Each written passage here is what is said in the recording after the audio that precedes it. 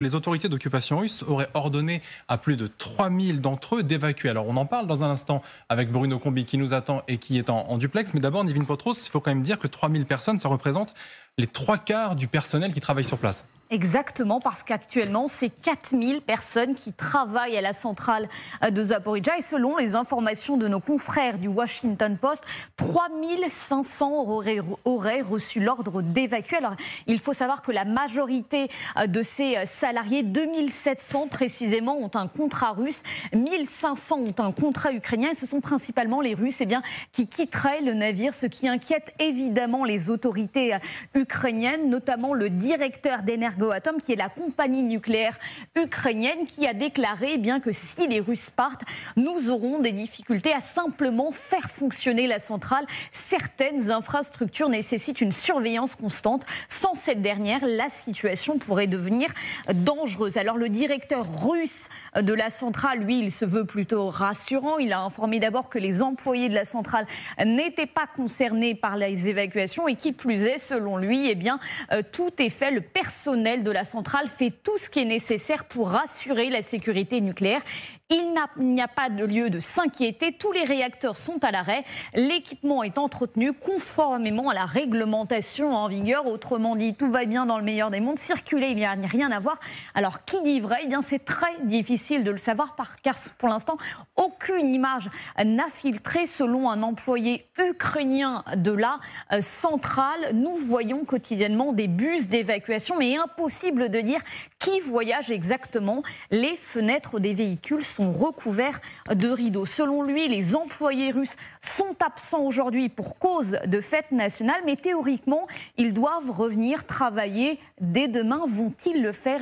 Pas sûr, puisque selon des sources locales, les employés russes auraient reçu un plan d'évacuation qui comprend notamment la manière de se débarrasser de documents présents dans la centrale. Merci beaucoup, Nivine. Restez avec nous parce qu'il se passe d'autres choses, d'autres évacuations du côté de Zaporijia. On va y revenir avec vous. Bruno Combi, là, qu'est-ce qu'on se dit ? Est-ce qu'il y a une véritable inquiétude ? Ces 2700 Russes, s'ils ne sont plus là, bien évidemment, là, il y a un gros point d'interrogation, une inquiétude. Oui, bonjour. Et effectivement, il y a beaucoup d'agitation à Zaporijia, dans les environs, mais aussi dans la centrale elle-même. Et une grande partie du personnel avait déjà arrêté de travailler dans la centrale, puisqu'autrefois, il y avait 10 000 personnes environ travaillant dans cette centrale, et ça avait baissé aux alentours de 3 ou 4 000. Et actuellement, il y a maintenant des incertitudes supplémentaires sur le fait que les employés russes se retireraient, après qu'ils aient par ailleurs interdit à un certain nombre d'employés ukrainiens de pouvoir venir travailler sur le site. Donc vous avez raison, il y a des incertitudes et donc des risques.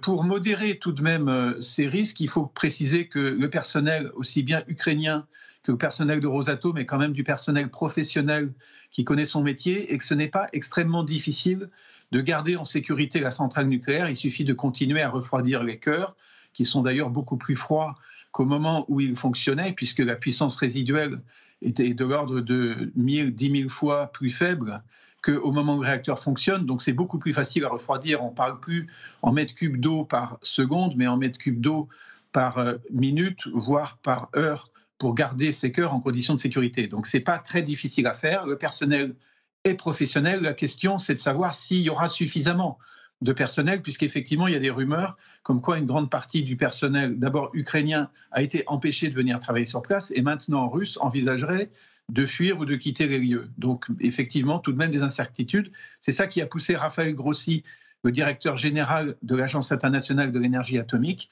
à attirer l'attention du monde sur ce risque. Mais il précise bien que c'est un risque potentiel et non pas un risque avéré. Pour l'instant, il n'y a pas d'accident à Zaporijia et le personnel sait sécuriser la centrale. La question, c'est ce qui pourrait se passer éventuellement. Bruno Combi, si je faisais un raisonnement simpliste, je dirais simplement que, effectivement, les 6 réacteurs sont arrêtés et qu'il y reste quand même dans cette centrale un bon millier de personnes. Est-ce que malgré tout, ça n'est pas suffisant pour faire tourner ce qui est encore quelque part en sommeil ? Oui, c'est largement suffisant, 1000 personnes pour continuer à refroidir les cœurs et donc assurer la sécurité. La question, c'est de savoir quelles sont ces 1000 personnes. Parce que si vous gardez 1000 qui sont spécialistes d'un service mais qui ne sont pas spécialistes de la sécurité, ça ne suffit pas pour assurer la sécurité. Maintenant, je suppose que les 1000 qui restent sont quand même les 1000 les plus indispensables. En tout cas, jusqu'à présent, aucun des deux belligérants n'a souhaité provoquer de catastrophe. Peut-être aussi parce que les deux belligérants souhaitaient, chacun pour lui-même, récupérer la centrale à la fin de l'histoire. Maintenant, c'est vrai qu'à partir du moment où les Russes évacuent éventuellement la région, c'est une possibilité, on en parle en tout cas, eh bien, est-ce qu'ils ne risquent pas de vouloir s'aborder la centrale de manière à ce que les Ukrainiens ne puissent pas la récupérer en état de fonctionnement? Et là, il y a un vrai risque. En fait, tant qu'il y avait une incertitude sur l'issue du conflit, tout le monde avait intérêt à continuer à assurer la sécurité et à maintenir la centrale en état de fonctionnement. À partir du moment où maintenant un des deux camps se retire, il pourrait être mauvais perdant, pratiquer la politique de la terre brûlée et décider de détruire la centrale en partant, sans forcément d'ailleurs que ça induise des rejets radioactifs ou une mise en danger de la partie nucléaire, puisqu'il pourrait se contenter de s'aborder par exemple le bâtiment des turbines, ce qui empêcherait de redémarrer et d'utiliser les réacteurs dans le proche avenir. Bruno Combi, une dernière question extrêmement pratique, parce que nous ne sommes pas des spécialistes du nucléaire, donc nous avons besoin de vos lumières à ce sujet. Si par exemple on décidait d'évacuer les matières dangereuses, comme par exemple le combustible ou les déchets nucléaires, est-ce que si on les évacuait ailleurs, donc très loin, la centrale resterait un danger malgré tout en cas d'explosion ou en cas simplement de fuite? Alors d'abord, ce n'est pas nous, Européens ou Ukrainiens, qui décidons de cela, puisque pour l'instant la centrale est encore sous contrôle russe, même si ça va peut-être évoluer ces prochains temps. Donc la décision ne nous appartient pas. Maintenant, ce n'est pas si simple, hein, puisque pour transporter des substances nucléaires, il y a des conditions particulières et ça ne se transporte pas comme ça en 5 minutes. Ça requiert une certaine organisation, ça prend un certain temps, et notamment le combustible qui est encore dans les cœurs des réacteurs, il faut les décharger, donc il y a des procédures pour ça qui sont complexes et ce n'est pas sûr non plus qu'il y ait actuellement tout le personnel nécessaire pour pouvoir le faire. Merci infiniment Bruno Combi, merci d'avoir participé à ce 12-15. Alors outre le personnel Nivine Potros, il y a aussi 70 000 personnes à évacuer dans les prochains jours. Plus de 3 000 ont d'ailleurs déjà commencé à être délogées, des évacuations qui se feront partiellement et temporairement. Voilà ce qu'on nous dit sur place. Oui, exactement. Les autorités russes ont annoncé une évacuation partielle et temporaire de 18 localités dans la région de Zaporijjia, notamment la ville d'Energoatom où se situe la fameuse centrale nucléaire. Alors sont concernés par ces évacuations les enfants, accompagnés évidemment de leurs parents, les personnes âgées et handicapées, les patients des hôpitaux. Théoriquement, toutes ces personnes, elles sont volontaires, elles peuvent partir librement, quitter librement la région, sauf que ça, c'est pour la théorie. Regardez cette séquence en pratique, comment se passent ces évacuations.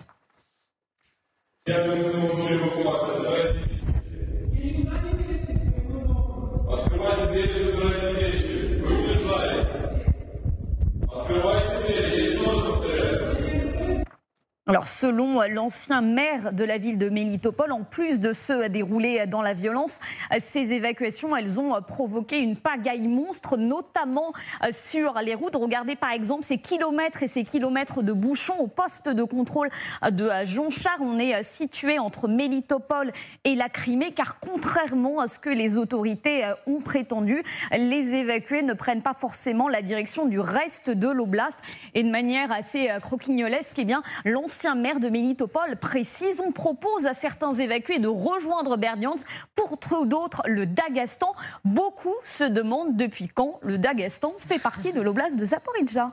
Tout cela est un petit peu chaotique en effet. Merci beaucoup Nivine. Alors des opérations qui vont peut-être un petit peu trop vite pour être honnête, c'est ce qu'on disait à l'instant. Et c'est également l'avis du maire de Mélitopol à une centaine de kilomètres de là. Pour lui, il y a tout simplement de gros doutes. Écoutez.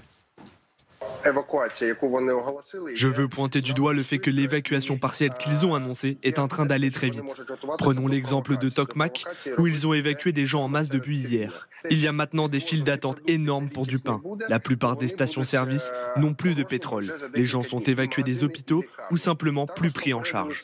Ils ont aussi prévenu les gens qu'aussitôt qu'ils entendront des coups de feu, ils videront la ville d'énergie et les approvisionnements en eau cesseront complètement. Donc en évacuant, ils placent la population civile comme un véritable bouclier humain.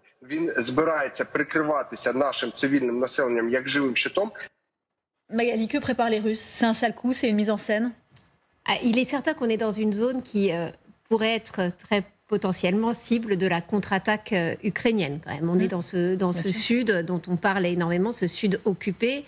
On avait vu des évacuations, ou plutôt des mouvements comme ça de déplacement de la population.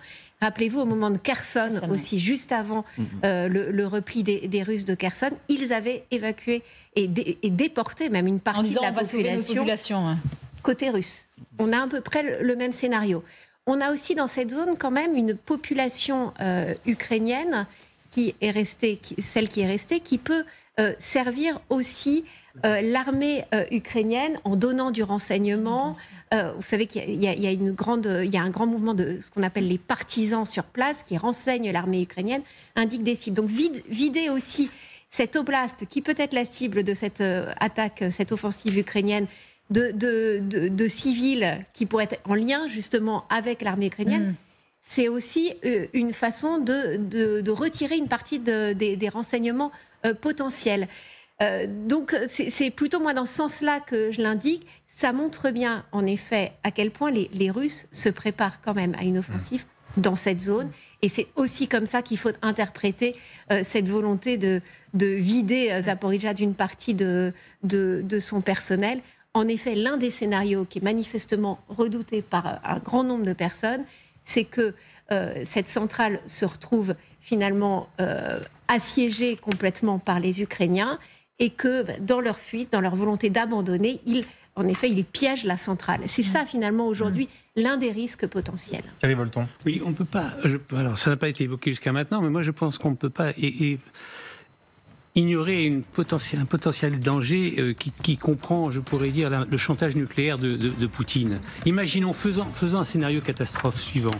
Imaginons qu'il y ait un incident à Zaporijjia, imaginons que la centrale est une explosion nucléaire, etc.